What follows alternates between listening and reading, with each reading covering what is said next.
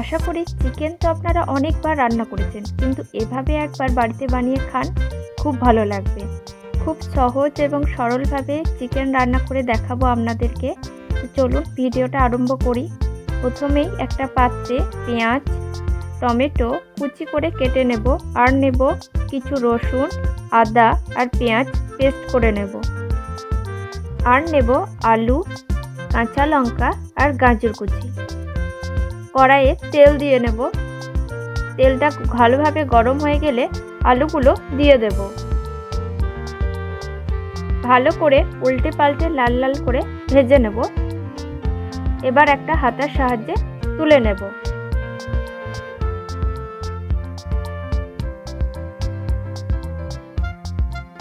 কড়াইয়ে আবারও কিছুটা পরিমাণ তেল দিয়ে দেব। দিয়ে দেব কুচি করে রাখা পেঁয়াজ। পেঁয়াজটাকে ভালো করে ভেজে নেব। পেঁয়াজটা ভাজা হয়ে গেছে, এবার দিয়ে দেব টমেটো কুচি এবং টমেটোটাকেও ভালো করে তেলে গলিয়ে নেব। দিয়ে দেব আদা বাটা, পেঁয়াজ বাটা, রসুন বাটা আর লঙ্কা বাটা। এবার ভালো করে মশলাটা কষিয়ে নেব।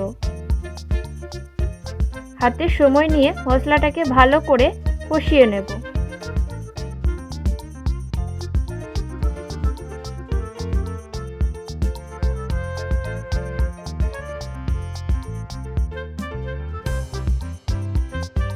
মশলাটা আমার কষানো হয়ে গেছে, এবার দিয়ে দেব চিকেন। মশলার সাথে চিকেনটা ভালো করে কষিয়ে নেব। এবার দেব কালারের জন্য হলুদ, আর দেব স্বাদের জন্য লবণ। ভালো করে আবারও রান্না করে নেব। সময় নিয়ে কষতে থাকবো।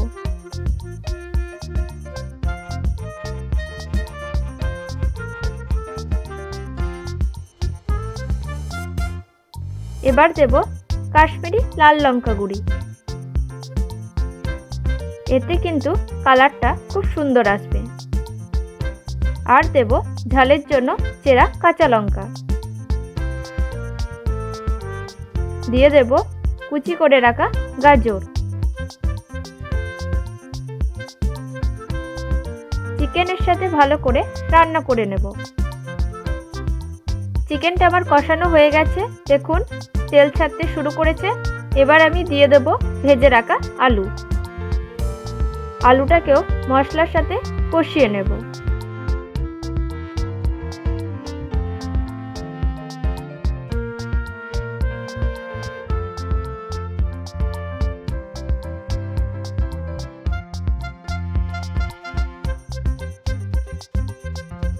চিকেনটা আমার কষানো হয়ে গেছে, এবার দিয়ে দেব পরিমাণ মতো জল। ঝোলটাকে এবার ভালো করে ফুটিয়ে নেব। ঝোলটা আমার হয়ে এসেছে, এবার দিয়ে দেব মিট মশলা, আর দেব ধনেপাতা কুচি। আরও কিছুক্ষণ ফুটিয়ে নিয়ে নামিয়ে নেব। খুব সহজভাবে চিকেনের রেসিপিটা দেখানোর চেষ্টা করলাম। ভালো লাগলে ভিডিওটাকে লাইক করে দেবেন। দেখা হবে পরবর্তী ভিডিওর সাথে। ততক্ষণের জন্য ধন্যবাদ।